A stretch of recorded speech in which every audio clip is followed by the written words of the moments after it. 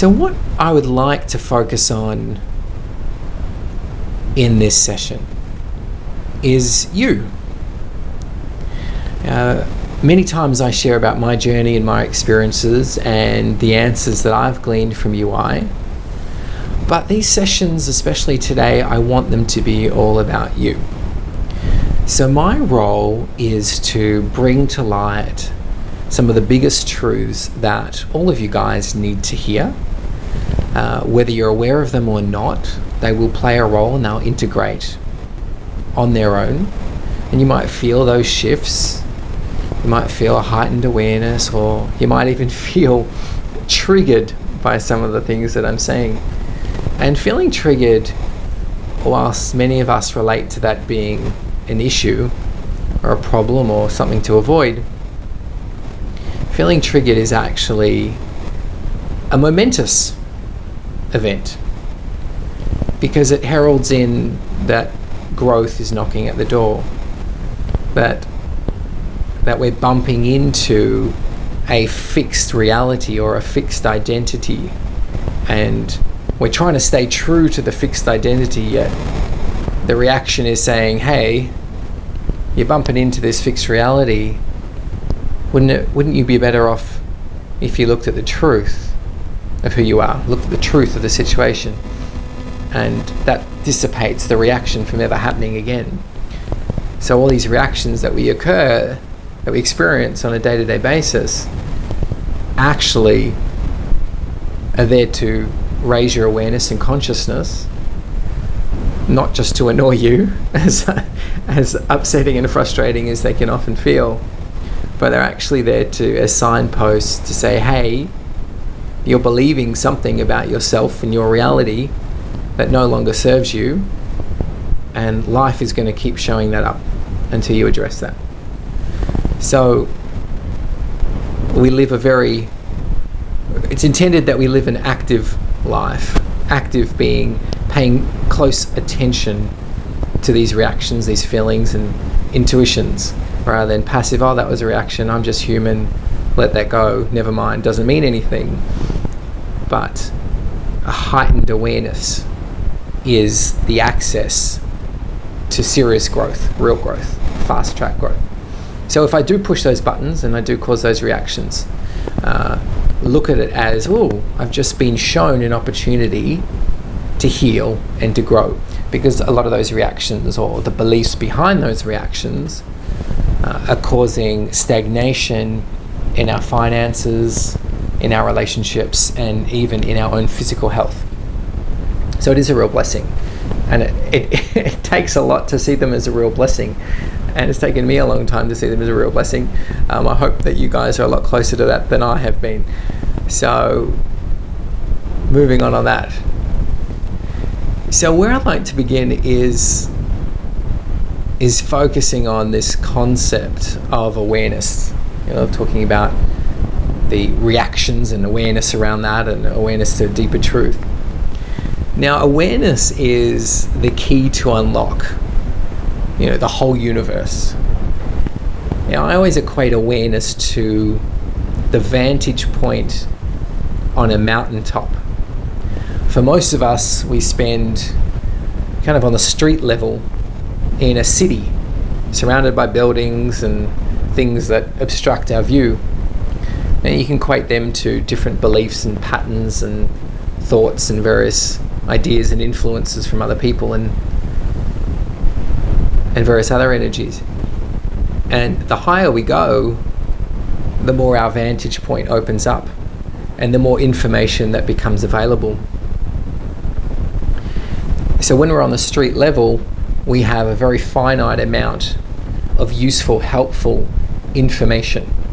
It's very limited. And this is why many of us struggle, because we're drawing upon a finite pool of knowledge and insight.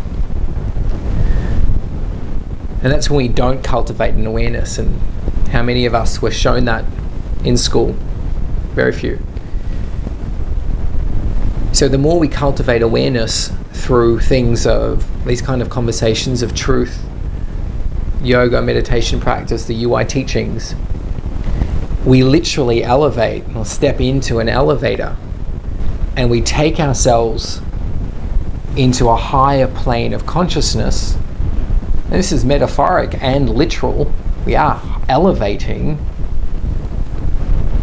into a higher plane of consciousness where the frequencies, it's kind of like if you elevate in altitude, the air gets thinner. And if you elevate from a space of consciousness, the clutter gets thinner, the smog gets thinner, and you can actually start seeing the truth. Now, the truth is the single most important thing we have, because it elevates us, it feeds us helpful, useful knowledge, and it creates shifts in our dimension, in our physical reality. So wherever there is blockage, wherever there is stagnation, is where there is an absence of truth. So if you look at your life, just reflect for a moment,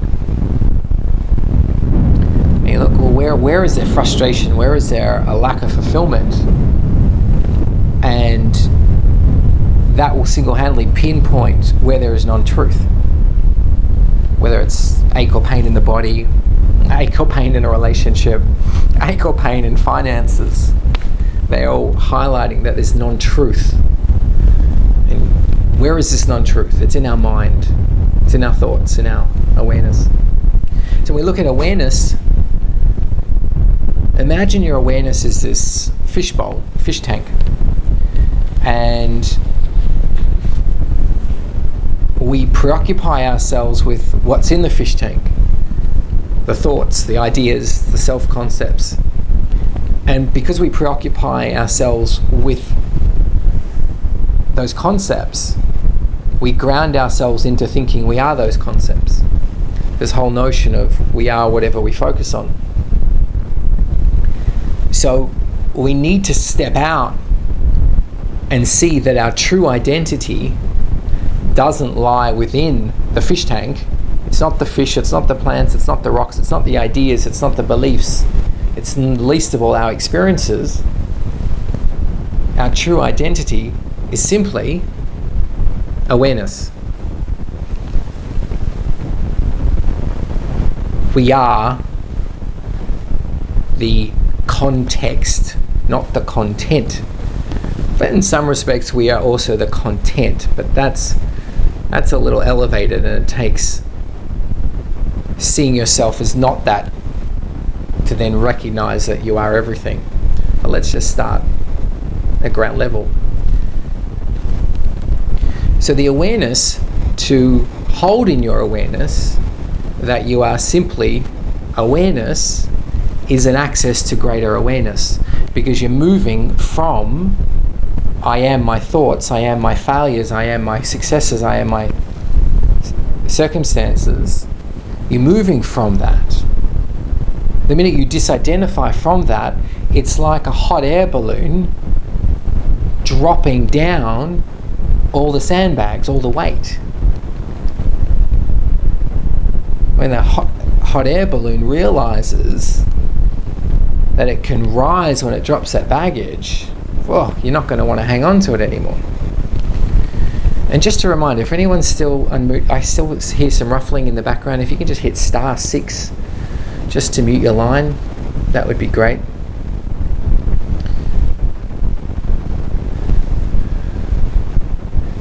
So, coming back to the starting point is in the realization that we are just awareness. And just sit with that for a second. I am the awareness of my thoughts. I'm not my thoughts. Now that is a fundamental truth that your body is very keen to let in. Because when you let that in, a lot of those causes of blockages causing pain and illness and trouble in your life dissipate, because your body's wanting you to know you're not any of those things. And you look at things like depression, comes from a serious identification with past experience, or the idea of hopelessness. So the more we can integrate, we aren't any of those concepts. We are the awareness, we are the watcher, the observer. And the more we identify, the more we weigh ourselves down. So just take a moment just to integrate that, if anything, you are the fish tank, not what's in there. But you're even bigger than that. Now, awareness is truth. All this moving and shifting of thoughts and ideas, of beliefs, well, they're always evolving, so they can't actually be the whole truth. They're always shifting. From one idea to the next, everything's evolving. It's not the whole truth. So when we take away all those ingredients, what we're left with is truth, is I am awareness, because that's non-changing. It's evolving, expanding, but the fundamental nature is awareness, is pure and truthful. That is your true identity. We get so mixed up in this personality of being a human being. I am an angry person, or I'm a frustrated person, or I'm impatient, or I let people walk all over me. I have a hard time making the right decisions. We get so entangled in what our experiences have been that we lost track of the purpose of being human and being awareness in motion, awareness personified, not personality personified or limiting belief personified, but awareness personified.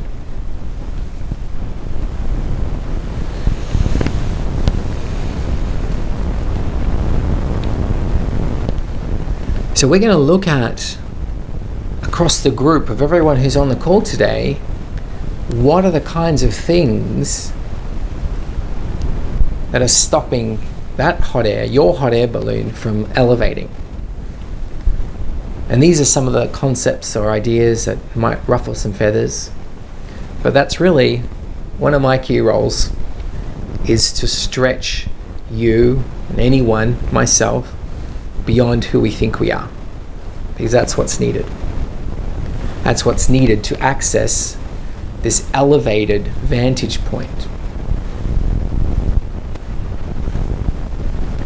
And it's just so much becomes available when we're in this elevated vantage point, more than just this intuition, different realms of consciousness where different things are possible, where there is no time, where there is ideas, where there's pure creativity, where there's other versions of yourself existing across time and space. But you can't get to any of these things until we elevate up the mountain, elevate our awareness. So the more intent you are on, I am this person, and attaching to that, life is this way, the more we struggle, the more you'll struggle to access what's truly available. So let's have a look across everyone who's on.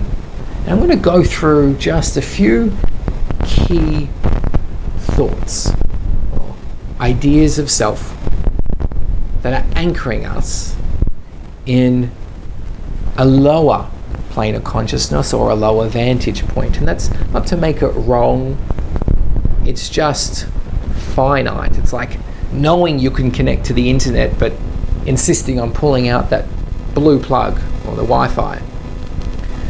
So let's have a look. Let's pan this audience here and let's tap in and let's see some of the biggest thoughts. And the first one that comes up is, if I grow at the speed of knots, or at the rate that I know is possible, I will leave people behind. So worry amongst many of you are leaving people behind. And it shows up as a worry on several fronts. One is, I don't want to be all alone. Nobody likes people who are all alone, and I won't like myself if I'm alone. And the other one is, I'll be criticized. This deep fear of being criticized. which is one of the ego's greatest hooks to hold humanity back, is this fear of criticism. That's why there's so few pioneers. It takes a lot of courage to move past. Well, on one hand it takes a lot of courage, on the other hand it takes just to get over fear of criticism. You can shift that, the world's your oyster. So let's deal with that as a concept first, is this I will be all alone and I will be criticized. Because each one of you is here because you feel on some level a calling to become more, to access more, to see yourself as more. You can't do that while we're invested in what other people think. So let's dispel some of these rumors, these myths that you've got going on inside the minds. So the first truth to bring for everyone is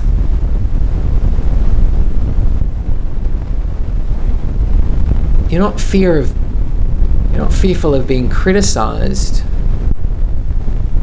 You're actually fearful of not loving yourself. It shows up as people won't love me, or people will criticize me. It's never really about other people. All these fears are never really to do with other people. They're all about you. The fear that you won't love yourself.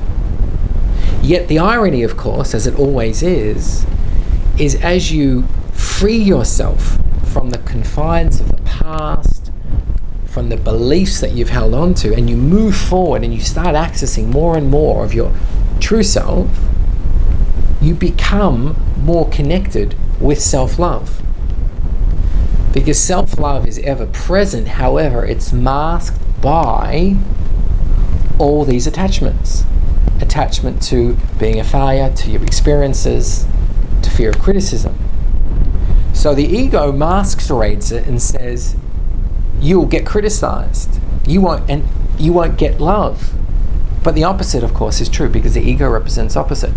So the opposite is true, is that you'll actually be able to peel away the layers, the barriers to love, the barriers to self-love. Once you peel that, once you start letting in more and more self-love, which happens by letting in more truth, A, you achieve that love that you're worried you're never going to have, and B, you realize the only true love that you need is coming from yourself. The only reason we crave love from everyone else is because we're not giving it to ourselves. When you give it to yourself, you're self-sufficient. You no longer crave it. You might crave sharing your love with somebody else, but you won't have the need and therefore the fear. So just integrate that the ego's playing this trick, and the only truth there is that you're moving towards love, not away from love. To grow is to move towards love, not away from it. I feel some of the mind's kind of boggling on that one. Forgive it a day or so. Let it take a couple of days to integrate and let that in. And if you've written that down, great. You can read over it in a couple of days. Great. Let's move on to the next one. So we're looking at this fear of being alone and this fear of criticism. So we've done criticism. Let's look at fear of being alone. Look at the truth about fear of being alone. Let's connect back into everyone. The truth is, the more you move towards your growth, the more you feel a oneness, a connectedness. The less connected we are all to our truth, our true nature, the more alone we feel. So currently, there is aloneness. It doesn't matter how many people you surround yourself, the less self-love we're bringing in, the less on path and on track we are, the more alone and disconnected we feel. So again, that ego turning everything upside down, call it Mr. Topsy-Turvy, turns everything backwards as we move towards the growth, the enlightenment, the enlightened path. the spiritual path, or even the truthful path, however you want to describe it, the more of a sense of connection you feel. And more so, the more you can let in who other people really are. Now I share a personal experience, which is I've got 2 children, 2 beautiful, spectacular children, and for the first couple of years it was very hard to connect to my son. I was still carrying around a lot of fears that kids are an imposition, kids are troublemakers, they ruin your life, all these beliefs that we have across society. Many of us have across society, I should say, not all of us. Many of us do. And that actually blocked my connection. Now I could have stood in that fear of, wait a minute, the more I move towards enlightenment, the more alone I will be. But case in point, the more I moved, the more I cleared within myself, the more truth I allowed in, the more I walked a truthful path, an enlightened path, the more I could actually feel him around me. He could be here, but I couldn't feel him, couldn't connect to him. It was just hard work having a child. It's just tough. But now, with him and his sister here, their presence is cherished. I'm so present to every aspect of them. And I would never have had that if I moved away and listened to the ego in that fear of, I will be alone. So wherever there's the fear, if you can't connect to the truth directly, you can logically flip it and go, wait a minute, there's a fear. That's the ego, it must be the opposite.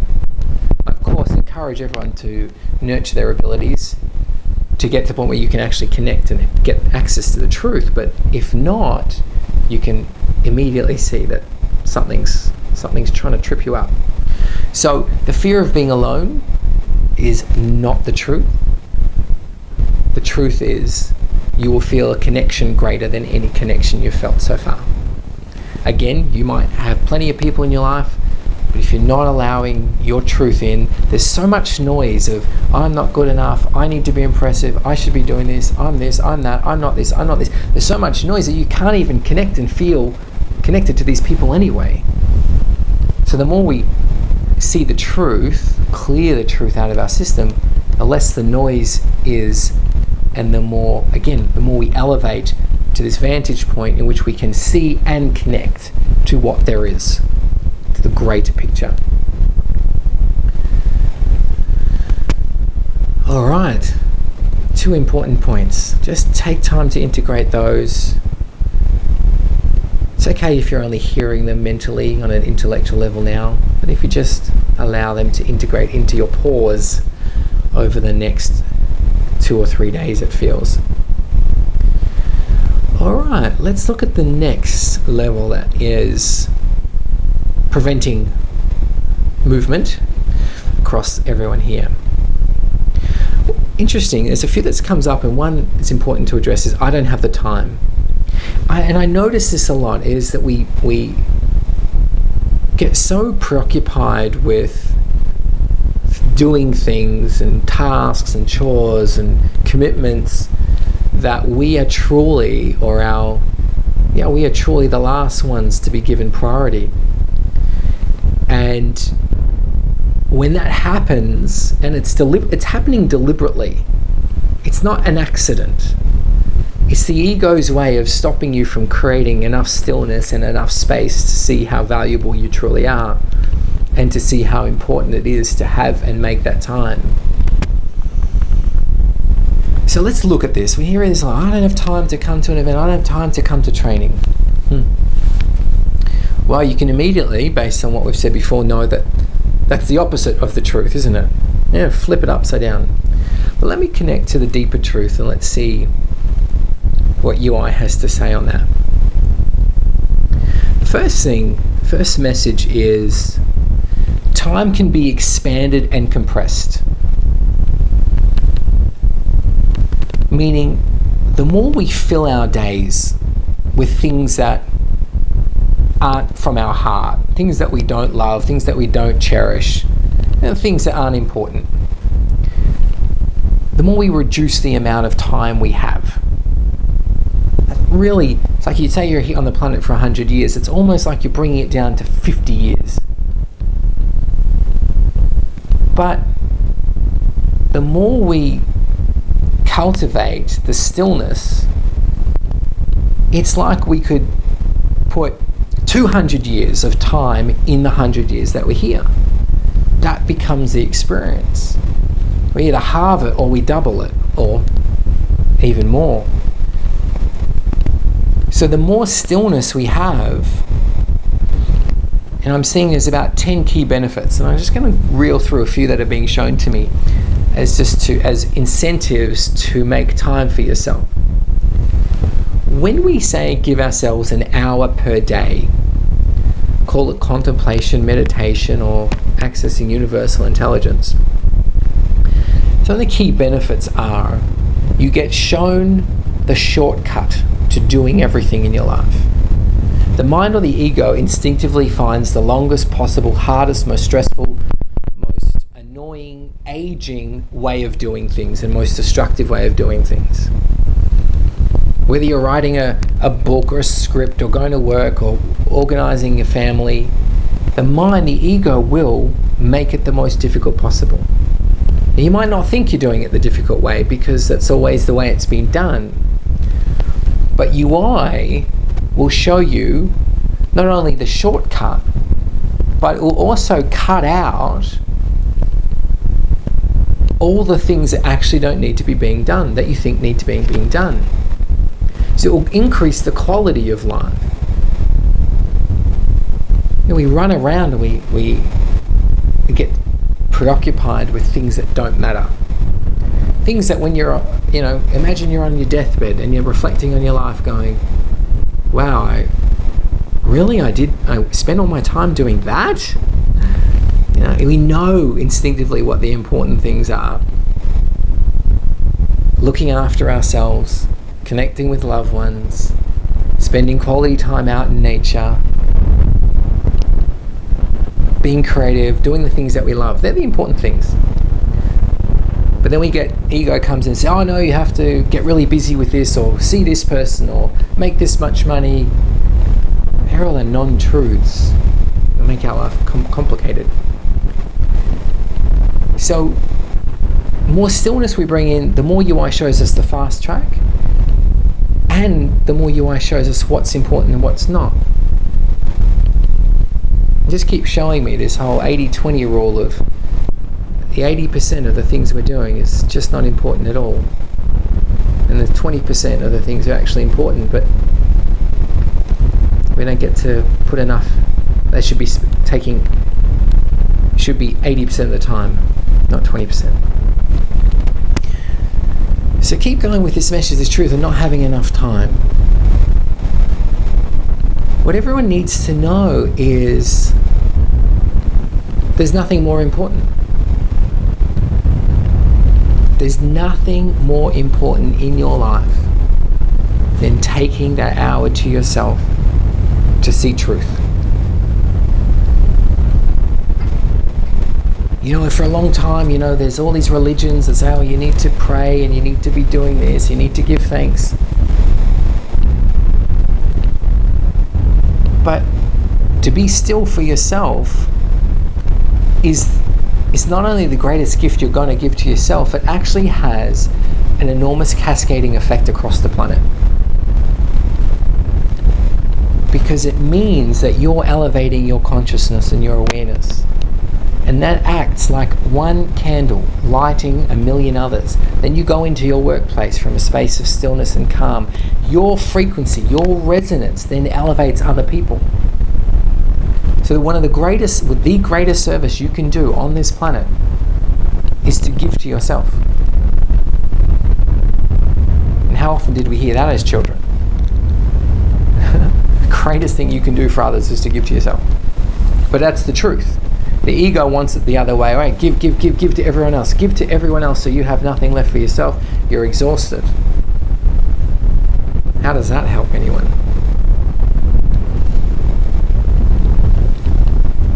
So to bring it back to knowing that everyone wins. You win, your health wins. You actually create, not only we're talking about the notion of being able to have more time in life, you actually create more years on this planet. It's very exhausting and aging for the body to not be still and walk your truth. So the single most important thing or gift to give to yourself, your children, your family, and the world, and the business, whatever it is you're involved in, or your church, is to take an hour for yourself every day to sit and see the truth. Let it in, feel it, feel your greatness.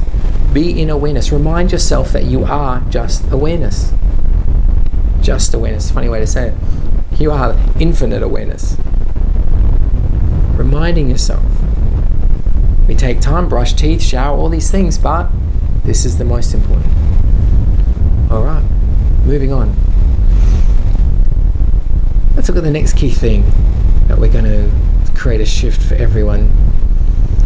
So the next biggest blockage is coming up money. Money seems to be a blockage.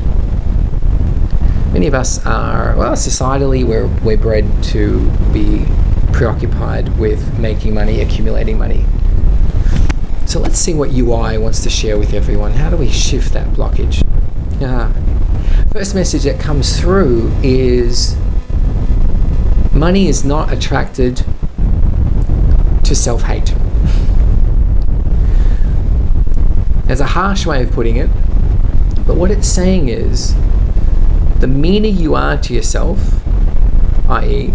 the less healthy you feed yourself, the less nice you are in terms of praising and acknowledging yourself, the less inclined you are to give yourself this hour per day, the less inclined you are to thinking you're deserving of walking truth and that you are supported, the less flow money comes. So the universe has got this huge laughter going, the joke's on you if you think getting busy makes money. And it's saying, yes, there are plenty of people that busy themselves and make money, but then their health is taken away, or their relationships are taken away, their longevity, their joy, their enthusiasm for life is taken away, depleted. So the universe is saying, I'll reward you for self-love across the board. Not just put money in your bank account, not just give you health, I'll give you everything. Money, health, love, time, expansion, enlightenment. So those who put themselves first get to the pot of the gold at the end of the rainbow. But again, the ego says, no, if you busy yourself with enlightenment, spirituality, searching, all these things, instead of working, you'll go broke. You'll run out of money. You won't achieve. You'll feel like a failure. You won't be successful. It's the ego's way of holding humanity back. It's very effective. Ego strategies are very effective. Very cunning. That's when you don't have truth as your ally. So to start embodying, I gain everything when I put myself first, be a good mantra to start incorporating into your thoughts and your awareness. Because awareness knows, and you being awareness knows that without self-love, the body deteriorates. Without self-love, relationships deteriorate. You look at every single situation where there is a breakdown. I said earlier, it's because there's a non-truth. Another way of saying a non-truth is there's an absence of self-love. Because these non-truths are a derogatory reflection on yourself. I'll share some of these non-truths. Non-truths are, I'm not good enough. I'm not worthy. I'm not perfect. I'm not adequate. I'm useless. I'm helpless. I'm defeated. These non-truths are the eclipses to the self-love that prevent the expansion.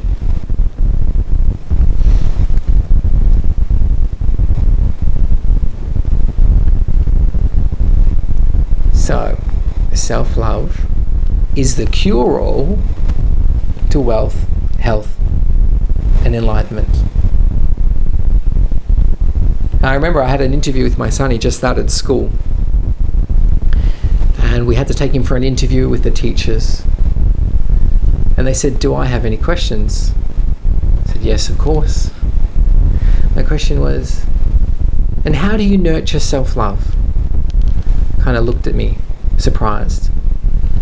And I could see in that moment it wasn't part of their curriculum. Yet, self-love is the access to the health, access to universal intelligence, so wisdom and health, and to wealth, and to abundance on this planet, ecosystems, thriving. Self-love, that one thing that is not on the curriculum at schools, is the access, the key that unlocks infinity.